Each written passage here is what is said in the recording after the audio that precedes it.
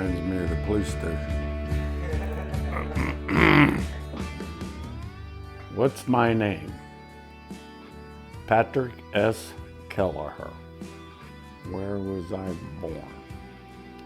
Right here in good old Lyons, Ohio. August 13th, 1949. Who were my parents? Well, Ann and Tim Kelleher. Earliest memories. Let's see here. I came from a large family, or it increased to, I'm number 2 out of 9.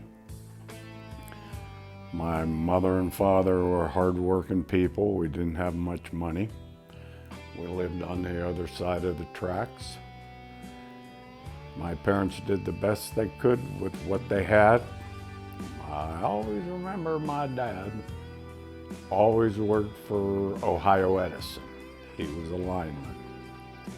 And my mother was stay home and take care of the babies and clean the house and put the food on the table. Who was my mom's parents? Okay, she come from Youngstown, Salagi, or as they pronounce it now, Slaggy, S-L-A-G-G-Y. My father met her, and they moved to Massillon. She went to school in Massillon, and then at Lyons High School, and that's where my father and she met. And well, they got married and had Uncle Mike.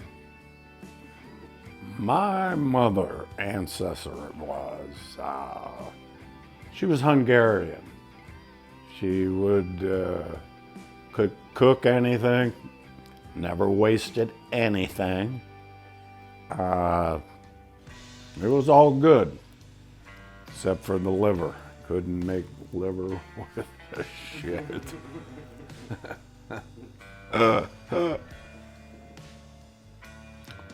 Oh, spaghetti. We were always made big pots, always made huge amounts because there was 9 of us and stuff. Of course, I was number 2 out of the 9. But as far as food, we never starved. We always had food. And Mom the favorite was Italian food, pasta, anything with sauce. I always called it spagoots with the sauce and stuff. Her grandparents, I don't remember anything about them, to be honest with you. Nothing.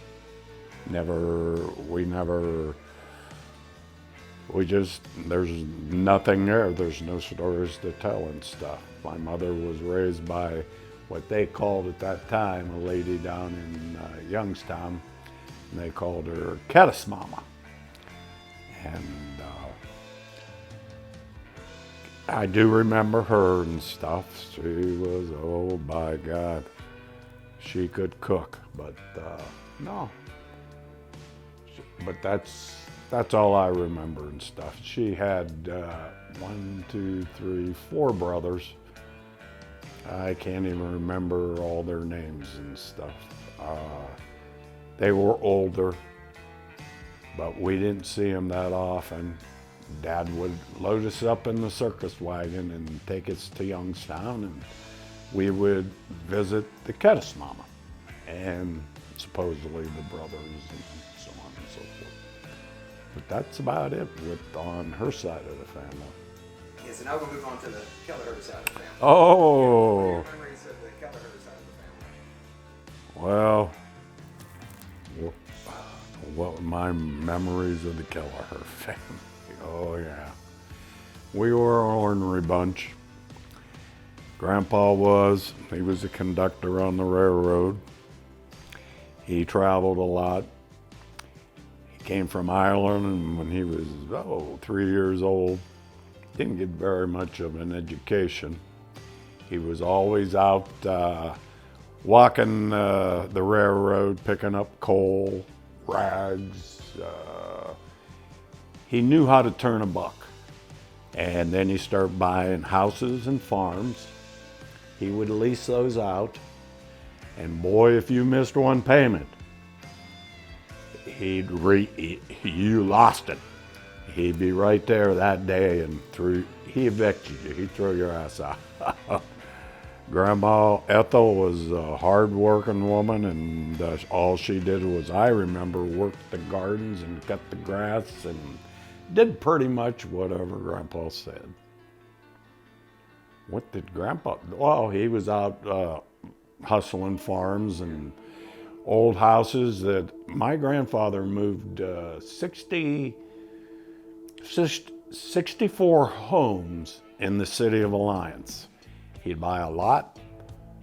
Ray Doole would come in and dig the hole, and Grandpa Andy Klimpe and Sons out of Youngstown would come in and move them for Grandpa. Grandpa would pay $1 a house.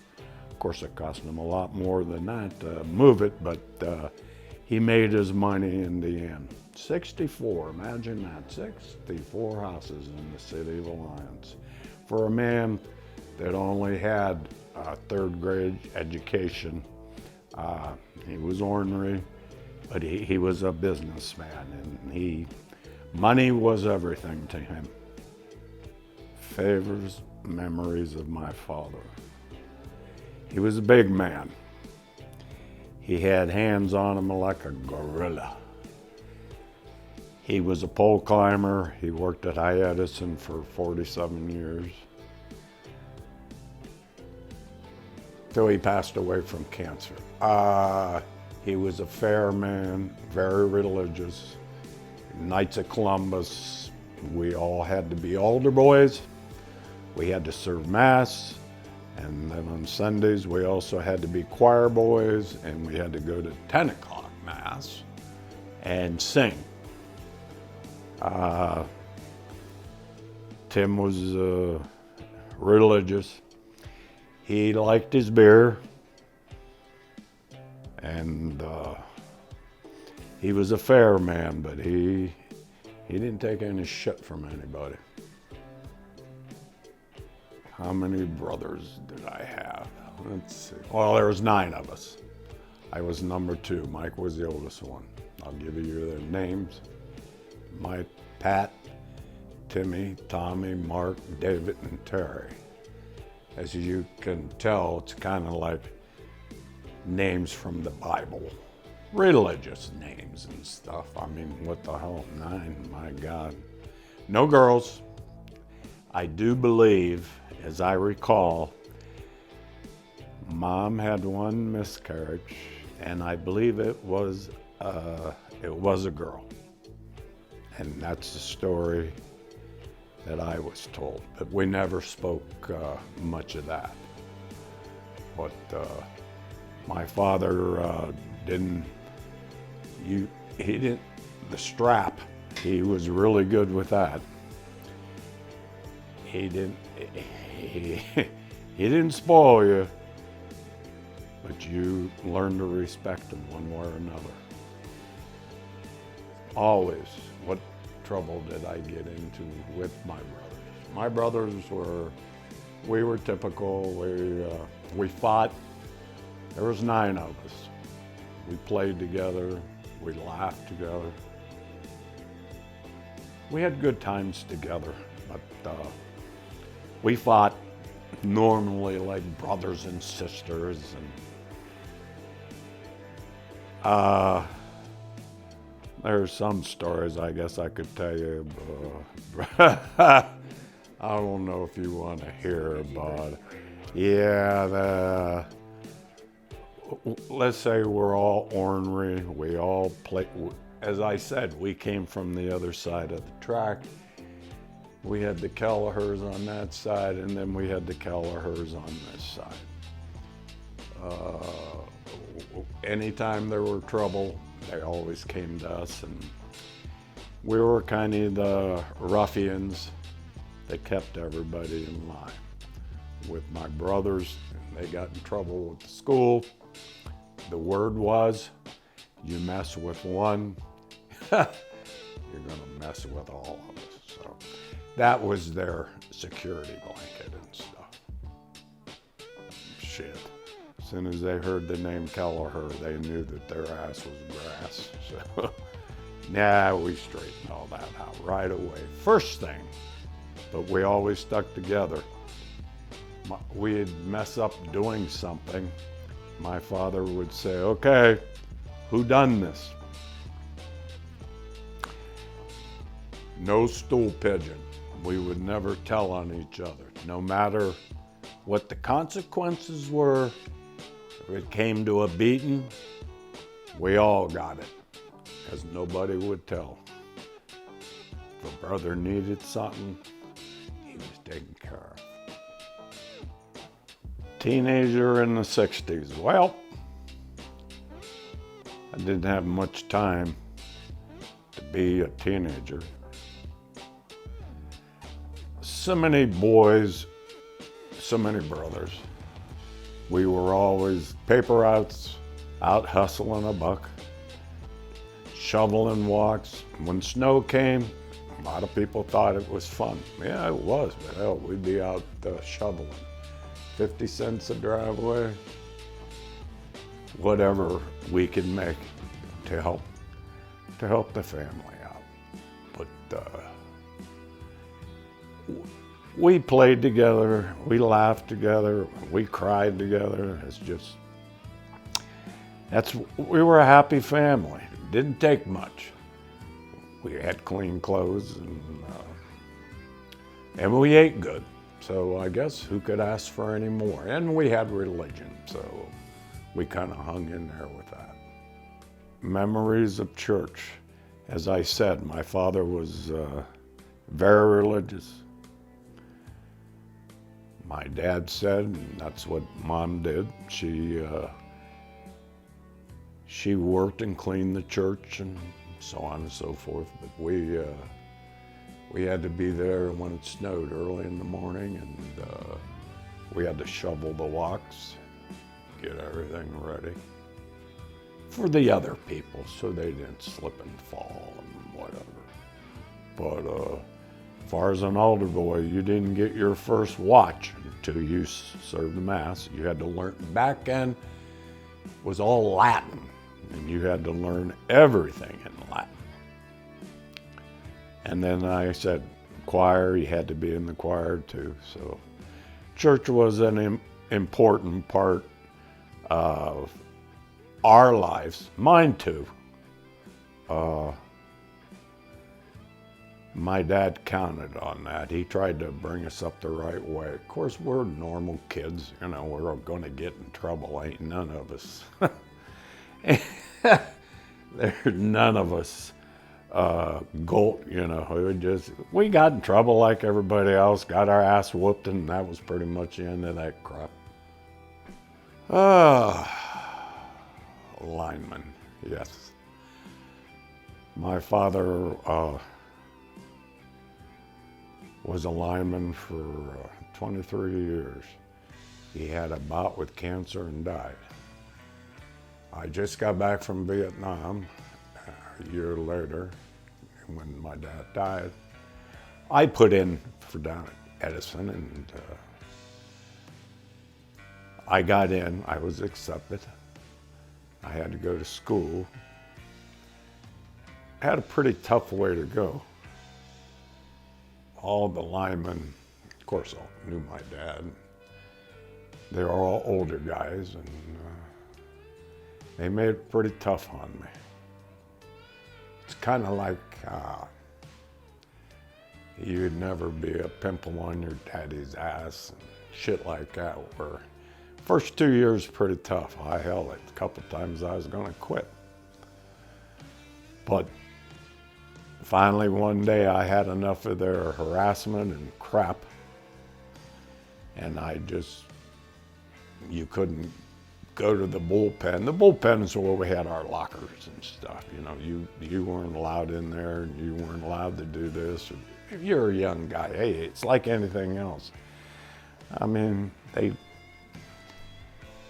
treated the young guys like shit. But hey, After 2 years, I had enough and just said, hey, I had enough of your shit. After work, I'll meet you in the parking lot and I'll whoop your ass and then we'll go from there. And from that day forward, I gained their respect, and I climbed poles, had the same job as my father, and I worked there 39 years. And Edison's been good to us. Rhonda and I, we're doing okay and stuff, so I kind of sold my soul to the company store. But hey, I got the money and the money's in the bank, so the hell with it. Retirement. What's the best thing about retirement? Well, I'll tell you. If I knowed retirement was so good, I would have retired 20 years ago. The only problem is retirement, you lose a lot of your medical and the money, of course, the overtime. I don't miss the bad weather. I just remember the good stuff. But as far as being retired, the first year was pretty tough on me. But that's the year that you do all the honeydew stuff. And what I mean by that is all the stuff that you promised your wife that you would do for 39 years, you create a list and you start doing that. But the list never gets smaller. And it's been 8 years now since I retired. And that list just don't get no smaller. She just wants more, and typical woman, that's, the more you give them, the more they want. So that's all I'm gonna say about that. My house, okay. This house, I first bought the apartments, catty corner. And we lived there, the upstairs apartment. And then we rented the downstairs out. This house belonged to Mr. Tripp. He was Mount Union College, a professor. He would walk to work every day. Old guy, had a big rose garden in the back, and a wise man. He decided to sell the house, so he and I hooked up one day, and we talked about land contract, and I felt that was the way to go. 3 years, he went to the library and researched it. I already knew a little bit about land contracts, so we got our attorneys, wrote it up, and within 3 years, I paid him off. And then I started in here. We got it at heating, windows, you name it, water line, gas line. We even added that big garage on out back. And that became our rec room, which we use every day now. The kids remember, we have all our Christmases, turkey days, any holiday. Everything's out in the garage. We hardly use the inside of the house. Actually, the inside of the house is too big. We need to close the bedrooms off upstairs and just live in the downstairs. But we live in the garage. There was times that when we were building the garage, I could only afford 2 or 3 pieces of drywall per pay and buy a roll of insulation. And that's all we would do. That's all I could afford. But every payday, I bought a little more. So yes, it took a while to put this garage together, little at a time. And Rhonda come out one day and said, I'm tired of carrying stuff out of the kitchen out here to the garage. Okay, no problem. Put a kitchen in for her. And I put a big fireplace in, I put a bar in, and yeah, it's a rec room now. It's got heat out there, fireplace, janitorial heater. try to get it started first thing in the morning and then throw some wood in, and it takes over and stuff. We've celebrated a lot of birthdays there, a lot of holidays out in the garage. Matter of fact, we've even done a wedding in there. And it's so nice to have it. So when our families all come home to break bread, it's there to have fun. Pigs in a blanket, okay. Uncle Dick and I started that probably 6-7 years ago. I have the tables, we set them up in the garage. We started off with 3 or 4 of us rolling pigs. That's cabbage. We take the cabbage, we dip it. October 16th, never later than, and it's a grind. It's salt and water and in crocks. And you take them out the week of Christmas. And we invite our friends in. We set tables up, rolling tables. Everybody's got a job. I think last year we made 333 pigs, I think. And everyone brings their crock pot, and we give. Whoever helped roll them, they get to take it home with them.